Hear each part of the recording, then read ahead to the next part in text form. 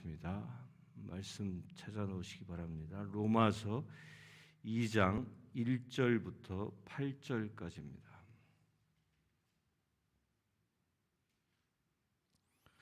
로마서 2장 1절부터 8절까지입니다.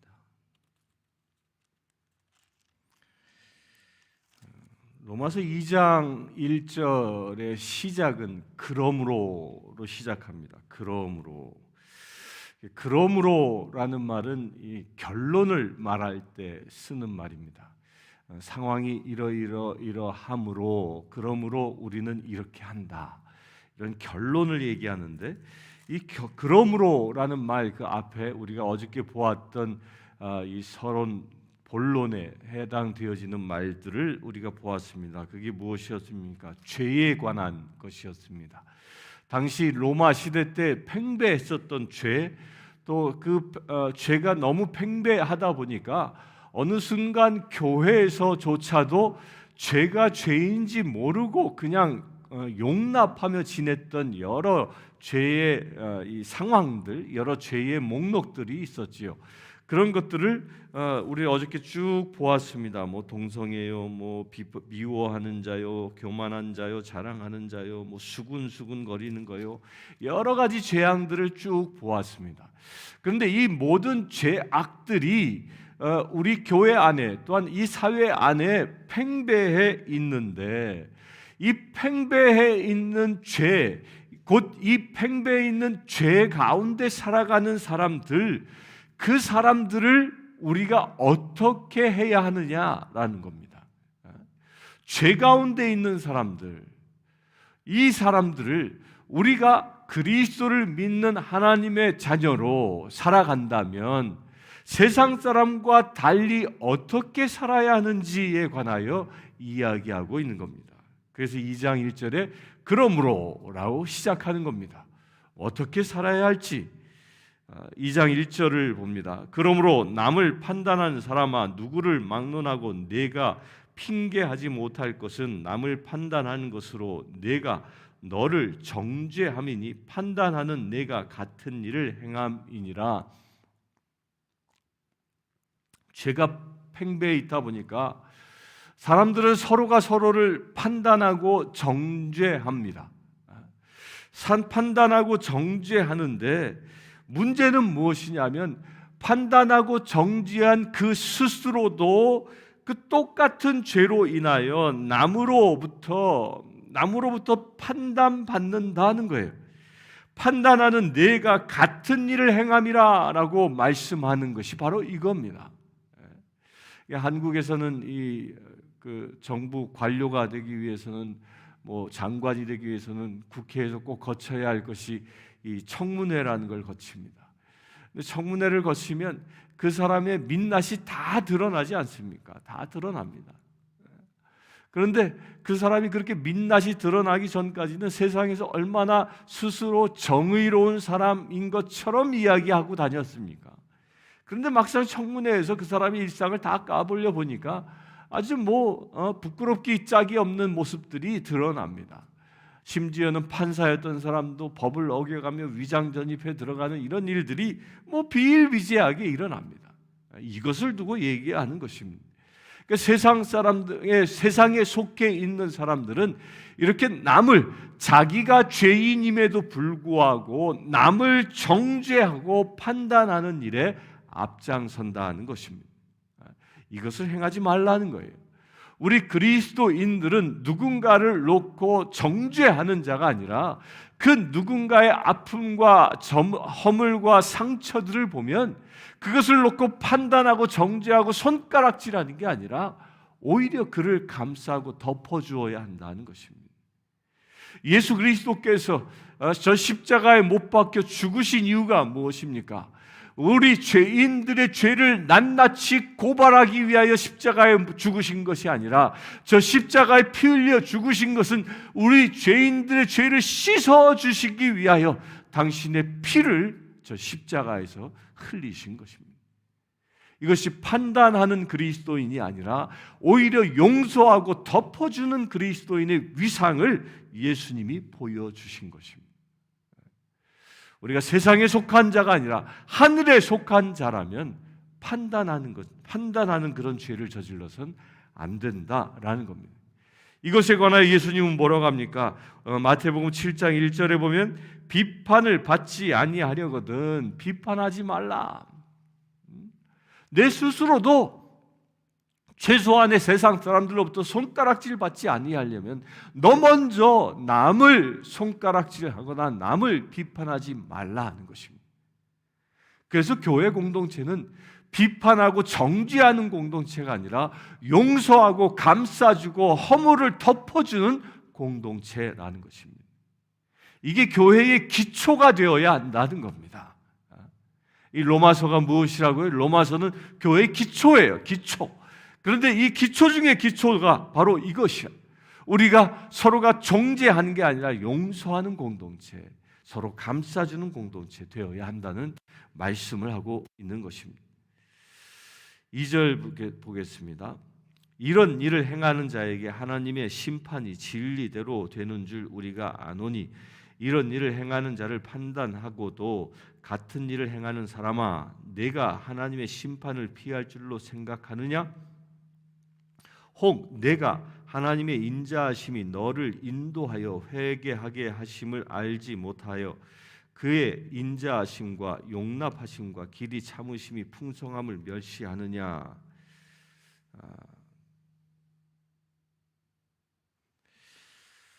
그렇게 판단하는 사람들, 심판하는 사람들은 결국 어떻게 된다고 합니까? 2절에 하나님의 심판이 진리대로 되는 줄 우리가 아노니 뭐 하는 자? 이렇게 심판하는 자, 이런 일을 행하는 자, 남을 심판하고 정죄하고 판단하는 사람들은 결국 어떤 자리에 서게 되냐면 하나님의 심판의 자리에 서게 된다는 것입니다. 왜 정죄하고 판단하는 것? 이게 거꾸로 이렇게 한편으로 보면 그거 누군가의 잘못을 지적해주고 그것을 고쳐서 바른 길로 인도하는 것 아닙니까? 라고 생각할 수 있습니다. 그런데 문제는 거기에 있지 않다라는 거예요. 많은 사람들이, 대부분의 사람들이 남을 판단하는 것은요, 하나님의 역할을 자기가 하고 있다라는 겁니다. 무엇이 옳고 그르고 그를 정죄하고 판단하는 것은 마지막 때의 심판 때에 섰을 때 하나님의 하시는 하나님의 몫이라는 겁니다.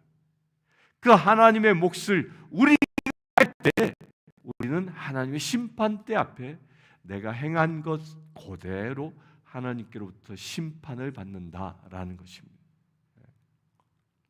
우리가 늘 깨어서 나 스스로를 성찰해야 할 것이 바로 여기에 있습니다. 우리 사람들은요, 내 안에 있는 그 의협심, 의로움, 이런 그 자그마한 이런 것들을 가지고 남을 계속 정죄하기를 그렇게 하고 살기를 굉장히 즐겨합니다. 또 세상에서는요, 그렇게 남의 허물을 잘 끄집어내고 정죄하는 사람을 또 똑똑하다고 얘기합니다. 그러나 그것은 하나님만이 하실 수 있는 것입니다. 우리는 정죄하는 자가 아니라 보듬어 안고 용서하는 자이기 때문입니다. 곧 보듬어 안고 용서하고 그를 주님의 품으로 서로 사랑하면 하나님의 그 심판대에 어느 순간 우리가 설 때에 하나님은 우리를 정죄하고 심판하는 게 아니라 당신의 큰 사랑으로 내가 세상에서 행한 것처럼 당신의 그 큰 사랑으로 나를 감싸 주신다는 겁니다. 이게 하나님의 법칙인 겁니다. 내가 누군가를 정죄하면 하나님도 나를 정죄하시고요. 내가 누군가를 하나님의 사랑으로 사랑하면 하나님도 나를 더 사랑해 주시는 것입니다. 내가 누군가를 용서하면 하나님도 나를 용서하신다는 이 말씀이 여기에 숨어져 있는 것입니다.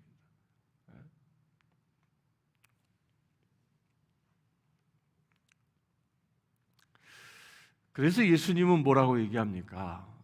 남을 정죄하는 사람에게 남의 눈에 든 티끌을 보지 말고 내 눈에 든 들보를 빼내라고 말씀하시는 이유가 바로 여기에 있는 겁니다. 그래서 우리 그리스도인들은 날마다 나의 죄를 성찰하고 그것을 고백하는 자이어야 하고요. 남의 허물은 덮어지고 용서하고 보듬을 수 있는 자이어야 한다는 겁니다.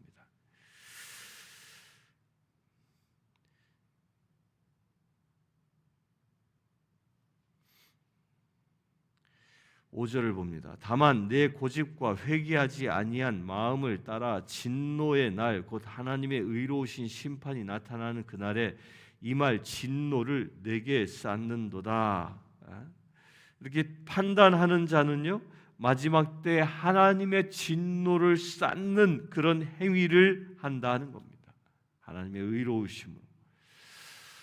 저는 이 말씀을 묵상하면서 이런 생각을 버뜩 해봤습니다.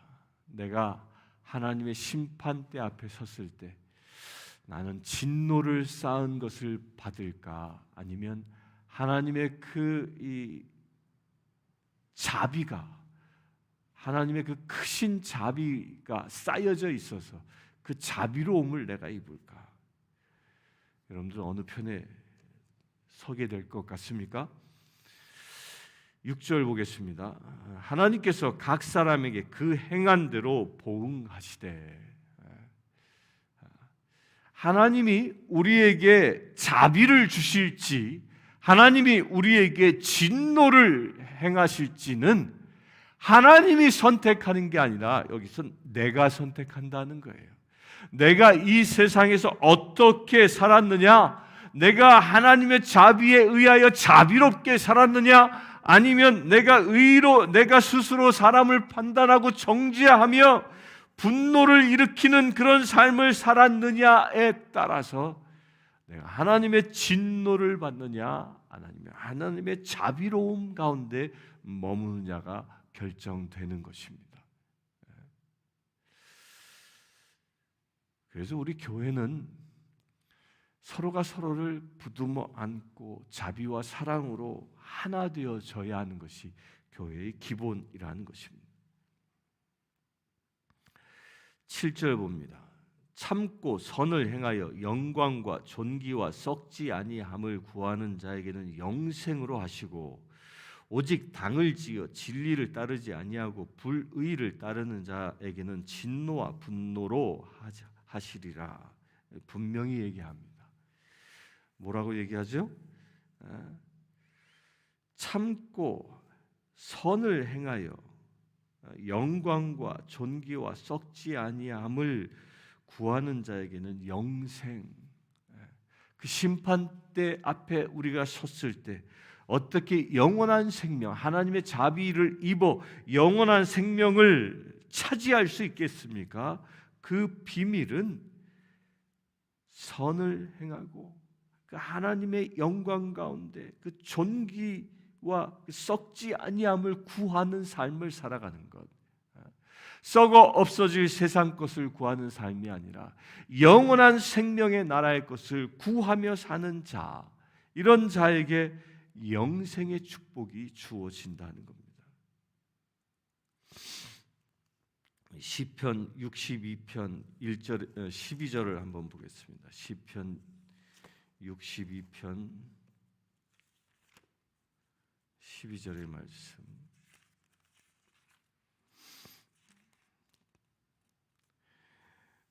주여 인자함은 주께 속하오니 주께서 각 사람이 행한 대로 갚으심이니이다. 주께서 각 사람이 행한 대로 갚으신다고 시편 기자는 노래합니다. 또 잠언 24장 12절의 말씀을 한번 보겠습니다. 잠언 24장 12절에 내가 말하기를 나는 그것을 알지 못하였노라 할지라도 마음을 저울질하시는 이가 어찌 통찰하지 못하시겠으며 내 영혼을 지키시는 이가 어찌 알지 못하시겠느냐. 그가 각 사람의 행위대로 보응하시리니라. 그가 각 사람이 행한 대로 하나님은 보응하신다는 겁니다. 우리는 무엇을 행하며 살아갑니까?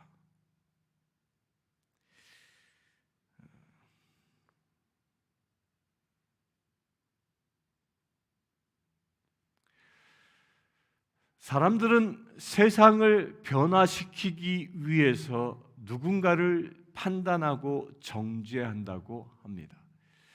사람들의 잘못을 고침으로 인하여, 그들을 지적해서 그들을 감옥에 보냄으로 인하여 사회의 그 악이 사라진다고 생각합니다. 그런데 안타깝게도요, 세상은 비판함으로 인하여 변화되지 않는다는 것입니다. 세상을 변화시키는 것은요, 세상을 비판함으로 인하여 변화되어지는 게 아니라 나 하나가 하나님의 말씀으로 변화되어질 때 세상의 변화가 시작된다는 겁니다. 나의 변화 없이 세상은 절대 변하지 않는다는 겁니다. 내가 나의 형제 자매를 어떻게 보냐에 따라 사람과의 관계가 변할 수 있는 것이고, 내가 세상을 어떻게 보고 어떻게 기도하냐에 따라 세상이 바뀔 수 있다는 것입니다. 우리가 세상을 정죄하고 판단하고 비판하면 그 정죄하고 판단하고 비판하는 것이 나에게 돌아오지만, 내가 주의 말씀대로 오직 주님의 선하심을 행하고 말씀대로 살아간다면 세상이 변화되어지고, 또한 우리의 삶도, 우리도 영생을 얻는 축복을 얻는다고 말씀하십니다. 오늘 하루 이런 도전을 가지고 살았으면 좋겠습니다. 내가 그동안 누군가를 판단했다면 그것을 회개하는 시간 되었으면 좋겠습니다. 또한 이제부터는 오직 주님이 주신 말씀대로 나의 죄를 주님께 고백하며 누군가의 아픔과 상처와 이 허물들을 본다면 그것을 덮어주는 내가 되어질 수 있도록 이 시간 함께 기도했으면 좋겠습니다. 함께 기도하겠습니다. 주 아버지 하나님,